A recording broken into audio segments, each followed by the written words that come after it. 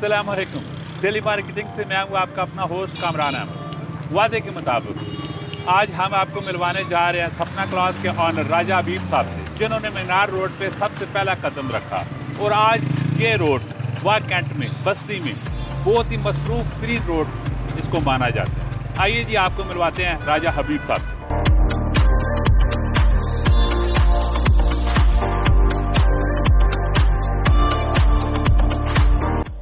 ये है जी राजा हबीब साहब। अस्सलाम वालेकुम। वालेकुम अस्सलाम। कैसे हैं आप? जी ठीक है, शुक्र है। अच्छा, ये आपका माशाल्लाह बहुत अच्छा नाम है वाह कैंट में, टेक्सला में, असनाकार में।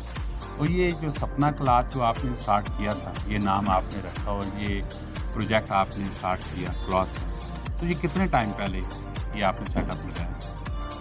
आज ये तकरीबन 97-98 में हम यहाँ आए थे बस्ती में। तो 97-98 से 98 में तकरीबन स्टार्ट हुआ था ये। अच्छा। और जो सही बूस्ट मिला इसे, जिसे आप कहते हैं, पहले तो छोटी सी दुकान एक हमने शुरू की थी, लेकिन रिस्पांस जब अच्छा मिला हमें तो फिर हमने इसे बड़ा किया। तो वो तकरीबन 2000 में हुआ। तो जिनके आप कह लें कि 23-24 साल हो गए यहाँ। ये वाह कैंट में इस रोड को मीनार रोड कहते हैं। जी मीनार रोड कहते हैं। तो इस पे तो ऐसा में कोई शॉपिंग का रुझान भी नहीं था और उस टाइम आपने एक तरह से रिस्क लिया, इन्वेस्टमेंट की आपने यहाँ पे। तो उस टाइम क्या आपके जहन में था? इस रोड को कामयाब भी करने वाले आप हैं, तो क्या आपके माइंड पे क्या था? असल में जी ये है, थोड़ी सी हम इससे पीछे चले चलते हैं। हाँ जी बिल्कुल, ताकि आपको बात सारी समझ आ जाए। बेसिकली ये कपड़े का जो बिज़नेस है ये हमारा फैमिली बिज़नेस है। मेरे वालिद साहब ने ये 1970 में तकरीबन शुरू किया था। और उन्होंने अपने घर से एक छोटी सी अलमारी आप कह लें जो घरों में रखी जाती है, वहाँ से उसका स्टार्ट हुआ था। उस वक्त ये मंडी नहीं होती थी वाह कैंट कपड़े की मंडी उस वक्त हसन अब्दाल होती थी। मैं 70-80s की बात कर रहा हूँ। ठीक है।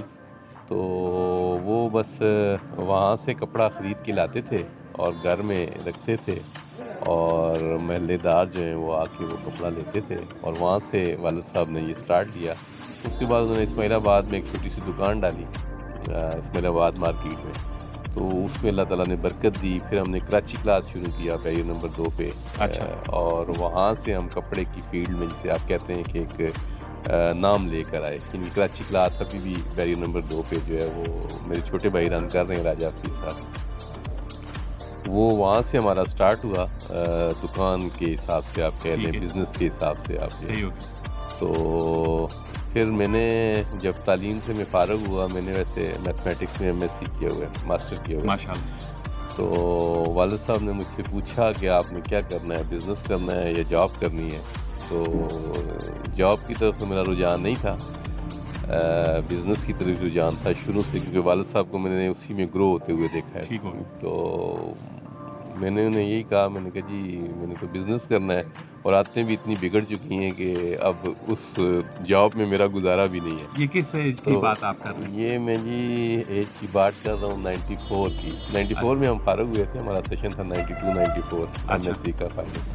तो 94 में उन्होंने मुझसे पूछा। वैसे तो मैं बचपन से वालिद साहब के साथ कराची क्लास पे स्कूल से वापस आके हम शॉप में ही होते थे। मतलब आप ये समझेंगे। हाँ जी, मैं तो 5वीं क्लास से इसी बिजनेस में, बल्कि मैंने तो खुद आप जिसे कहें कि सेल्स मैनी की हुई है, गज खुद चलाया हुआ है आपने हाथ से ना। ठीक है। तो वहाँ फिर वालिद साहब कहते हैं नहीं कराची क्लास भी तुम आ जाओ, यहीं से तुम्हारी है कौन सी? मैंने कहा नहीं, वो इसमें तो ज़ाहिर चचा भी हैं, मामू भी हैं। वालिद साहब का माशाल्लाह ये है कि उन्होंने पूरी फैमिली अपनी जो है ना उसको वो इस बिज़नेस में वो लेके आए खुद, पूरी फैमिली। चचा मेरे, मामू बेस रखी थी वो आपके वालिद साहब ने, और उसके बाद जो भी हमारे यानी कि रिलेटिव थे गांव में, मतलब जो करीबी रिलेटिव थे, चचा थे, मामू थे, 2 मेरे चचा हैं, एक राजा साजिद साहब, वो प्रॉपर्टी का काम करते हैं, आपकी फील्ड से मेरा वो बसते हैं। और उनसे बड़े जो हैं वो राजा अली अक्सर साहब, उनका वाह क्लाथ है कराची क्लाथ के साथ ही। पहले वो कराची क्लाथ में ही होते थे, लेकिन फिर जब आपने इसमें सेपरेट हुआ तो फिर वो इस तरह मामू होते थे राजा अनवर साहब, वो बल्कि सियासत में भी इन्वॉल्व थे। ये 2 नंबर हल्का था हमारा। अच्छा। जो उसमें इलेक्शन भी लड़ते थे। तो वो भी उस वक्त, आजकल उनके 2 बेटे हैं, राजा माजिद और राजा मसूद, उनकी भी कपड़े की दुकान है नवाबाबाद में। तो इनकी सारा फैमिली हमारी जो है वो वालिद साहब ने अल्हम्दुलिल्लाह इसमें लेके आए। तो मुझसे भी उन्होंने पूछा, मैंने कहा जी मैं इसमें तो बहुत सारे हैं, मैंने अपना नाम बनाना है, मैं खुद करना चाहता हूँ। तो यहाँ पे कथा कलाम, आप कितने भाई थे? हम 3 भाई हैं। मुझसे जो छोटे हैं वो राजा हफीज साहब हैं, उन्होंने ग्रेजुएशन किया हुआ है, और उससे जो छोटे हैं वो राजा अदनान हैं, बल्कि आपके हसन अब्दाल में एसी रह के गए हैं वो। जी बिल्कुल, तो बिल्कुल रह के गए, जिन्होंने काफी काम भी करवाया। जी अल्हम्दुलिल्लाह, वो मेरे सबसे छोटे भाई हैं, क्योंकि वो बेटों की जगह है मेरे। मेरे और वालिद साहब में जितने एज का डिफरेंस है, इतना उनका और मेरा एज का डिफरेंस। अच्छा माशाल्लाह। तो बल्कि उनकी आप कह लें कि वालिद साहब को बहुत शौक था कि मेरा एक बेटा जो है ना वो सिविल सर्विस में निकले और कोई किसी सीट पे बैठा हुआ हो। ठीक हो गया। तो बचपन से वो मुझसे ये डिस्कस किया करते थे कि यार एक बच्चा जो है ना मेरा, कम से कम ये अदनान को जो है ना हमने ऑफिसर बनाना। ठीक है। तो वो माशाल्लाह बचपन से ही ऑफिसर पला बड़ा भी, उसी तरह ग्रोथ ही उसे आपने इस तरह हिसाब से की। हम तो आम से स्कूलों में पढ़े थे, ये 7 नंबर स्कूल में हमने मैट्रिक किया, उसके बाद ग्रेजुएशन मैंने यहीं से वाक कॉलेज से की, उसके बाद मास्टर हमने असगर माल कॉलेज, हमारा कैंपस होता था पंजाब यूनिवर्सिटी से एफिलेटेड था, तो वहाँ से मैंने MSc की। लेकिन जब मैं ग्रेजुएशन में था तो उसको मेरा ख्याल है FSc या BSc में था मैं, उस वक्त छोटे भाई को अदनान को मैंने पिंडी में सिटी स्कूल में दाखिल करवाया माशाल्लाह। यहाँ तो उस वक्त ये सिटी स्कूल और बीकन हाउस वगैरह नहीं होते थे, स्कूल का कल्चर वो रोज़ वहाँ से लेके आना, छोड़ के आना, कैरी उस वक्त होती थी, छोटी सी हमारी होगी थी, अल्लाह ताला ने दे दी थी, तो उसी पे ले गए। फिर उन्हें एक गाड़ी लगवा दी, यानी कि वो उनका यानी कि शुरू से ये था वालिद साहब का कि यार में जो है ना किसी, और अल्लाह ताला ने माइंड यानी कि ऐसा एक गोल सेट कर लिया था कि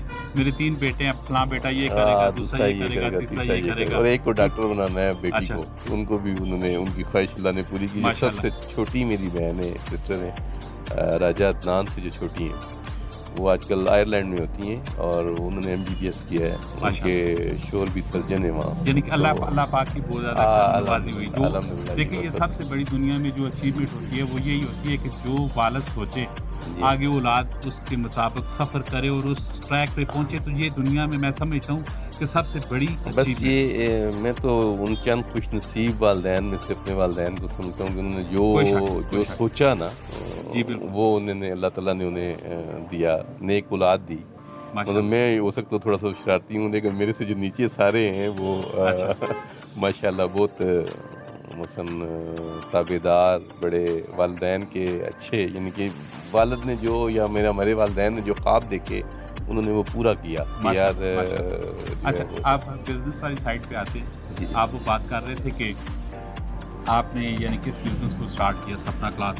नहीं, मैंने स्टार्ट नवाबाबाद से लिया। मैं वो जो आपको बता रहा था अभी, उस वक्त वालिद साहब को मैंने कहा जी मैंने अपना बिजनेस करना है, मैंने अपना नाम बनाना है ना, तो उन्होंने कहा जी ठीक है आपको नवाबाबाद में ही, क्योंकि हम वहीं के रिहायशी थे, गुलबर्ग में हमारा वैसे आबाई मकान है, और बैरियर नंबर 2 पे पहला मकान जो वालिद साहब ने बनाया था वो बैरियर नंबर 2 कराची क्लास की बैक पे बनाया था।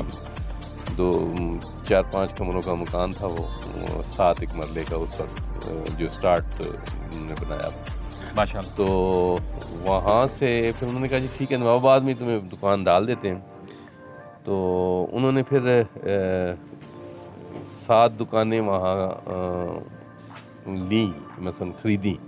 मतलब वो कहते हैं कि रेंट पे काम तुमने नहीं करना, क्योंकि तुम जो है ना वो नहीं कर सकोगे, मैनेज नहीं कर सकोगे, तुम्हें अपनी दुकान देके तुमने रेंट नहीं देना, प्रॉपर्टी अपनी जो है वो होनी चाहिए कम अज़ कम। उस वक्त वो गखड़ प्लाजा बन रहा था, हाजी खालिद साहब मरूम जो थे उनका, वो नवाबाबाद में। अच्छा। तो वो वालिद साहब के बड़े अच्छे यानी कि दोस्त यार भी थे, अच्छे तल्लुकात थे। उन्होंने कहा यार ये आखिरी 6-7 दुकानें मुझे दे दो ना, तो उनके चले ठीक है। उसके पीछे प्लाट भी था उनका, वो भी उन्होंने ले लिया, और फिर एक बड़ी सेटअप तकरीबन वहाँ नवाबाद की सबसे बड़ी दुकान अल-हबीब क्लॉथ से हमने स्टार्ट किया। तो अल-हबीब क्लॉथ को मैंने 3 साल रन किया, 2-3 साल, और वो माशाल्लाह उसकी हम अच्छी सेल ले गए। लेकिन वहाँ मसला ये था कि बैरियर पे कराची क्लास पे वाले साहब बैठे होते थे और यहाँ हम कंपटीशन आपस में बाप बेटे का ही होता था। अच्छा। तो उससे थोड़ी बहुत जो है मुझे लेकिन जो भी वो जीत रहा थी। होता है वो जा तो घर ही रहा है, घर तो एक ही है, जा तो वहीं पे रहा होता है, तो ठीक हो गया। बहरहाल वो फिर मैंने वाले साहब को बताए बगैर, बल्कि वाले साहब ने मेरे साथ जो आत किया हुआ मैं उसको आत ही कहूँगा कि वो मेरे तो क्योंकि वो शुरू के दिन थे, यानी कि स्टार्ट के दिन थे। अच्छा। और नई नई शादी भी हुई थी, तो उन्होंने कहा कि अच्छा तुमने अपना काम तो करना है लेकिन तेरे साथ मैं ये बंदोबस्त करता हूँ। उन्होंने खैर प्रॉपर्टी अपनी दे के दी, रैकिंग करवा के दी, लेकिन जो माल था सारा उन्होंने अपनी साख पे अच्छा। वो सारा पार्टियों से लेके मुझे डाल दिया, पैसा एक नहीं दिया। जी, ठीक। उन्होंने कहा आप साथ साथ देते भी जाओ। तो देखिए, अगर ऐसी एनवायरनमेंट घर पे बन जाए ना कि बिजनेस को प्रायोरिटी देनी है, जी जी ठीक है, ऐसे। रिश्ते तो देखिए वो तो किसी सूरत में खत्म नहीं हो सकते, बिजनेस को प्रायोरिटी देनी है और बिजनेस को ऊपर लेके जाना है और लोगों का भला सोचना है, तो डेफिनेटली रब का साथ ही साथ जी बस अल्हम्दुलिल्लाह वो बस ऐसे ही है जी। तो वो फिर वो दिन देखा ना रात देखा, ज़ाहिर है वो हर हफ्ते एक पार्टी नहीं आना होता था, उसे पेमेंट करनी होती थी, कपड़ा तो ज़रा उधार का था। जी जी।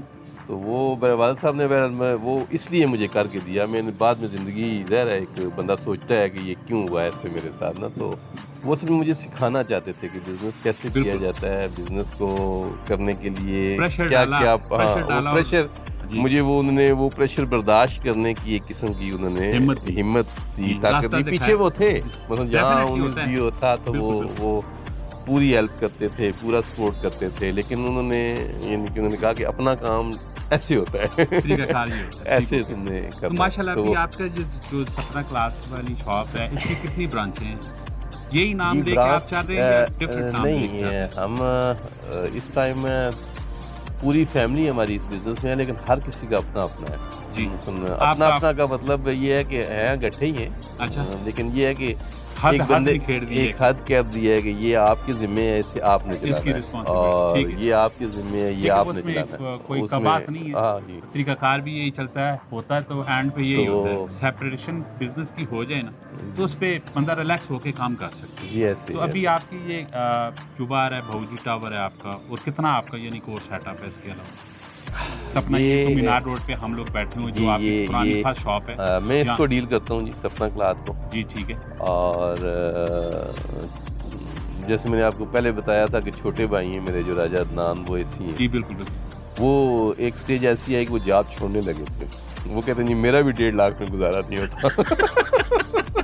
ये 1.5 लाख तनख्वाह है और जी। इस 1.5 लाख में मेरा गुजारा नहीं नहीं, है। ज़ाहिर है वो सही। एक बिजनेस फैमिली से जी गए हुए थे बिल्कुल, और तो बिजनेसमैन और मैंने सोच कहा कुछ और हम होती तो है। हमने वालिद साहब ने भी कहा कि यार तुम्हें क्या परेशानी है, पैसे आप जितने दिल हैं आप हाँ। हमसे नहीं। उन्होंने कहा जी नहीं ऐसे में मैंने मांगने नहीं है पैसे, मैं अब जवान आदमी हूँ, बिल्कुल सही मैंने- बात है। उनका जी जिस तरह का भी है मुझे मेरा भी बिजनेस होना चाहिए ना। अच्छा। तो ज़ाहिर है वो तो एक सरकारी मुलाजिम है, बिजनेस तो वो नहीं, या तो जॉब कर सकते थे या वो कर जॉब सकते थे। पर्सन की सोच कुछ और होती है, भले वो एसी साहब हैं और डीसी साहब हैं जो हाँ। भी है, लेकिन बिजनेसमैन की सोच और होती जी ऐसे ही है। है। जी तो वो फिर मैंने वालिद साहब को कहा, मैंने कहा जी आप इस तरह करें कि मैं सपना और रवाज को देखता हूँ, छोटा जो कराची क्लाथ है वो मेरे छोटे भाई जो राजा फीस हैं उन्हें उनको हवाले कर दें। जी ठीक है। और ये भाई राजा साहब है ये हमने खैर उस वक्त मैंने और वालिद साहब ने मिल के डाली चलाई और इसे यानी कि अल्हम्दुलिल्लाह बहुत अच्छा वहाँ नाम है, वहाँ में उसका बड़ा अच्छा काम है।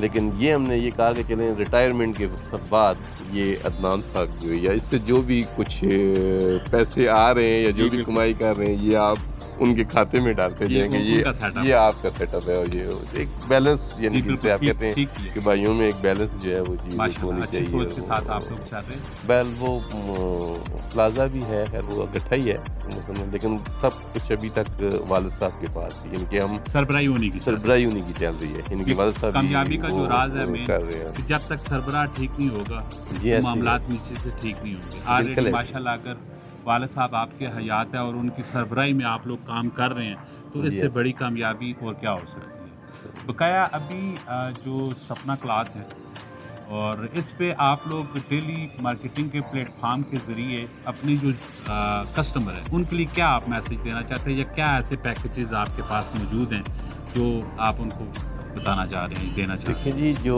बिज़नेस है, मैंने कुछ दिन पहले भी मेरा एक आप जैसे भाई थे उनसे बातचीत हो रही थी इंटरव्यू के हवाले से। जी। तो जो बिज़नेस है, हमें तो वालिद साहब ने एक बात सिखाई हुई है, समझाई हुई है कि बिज़नेस देने का नाम है, कमाने का नाम नहीं है जी। जब तक आप देना नहीं सीखेंगे आप कमाई नहीं कर सकते।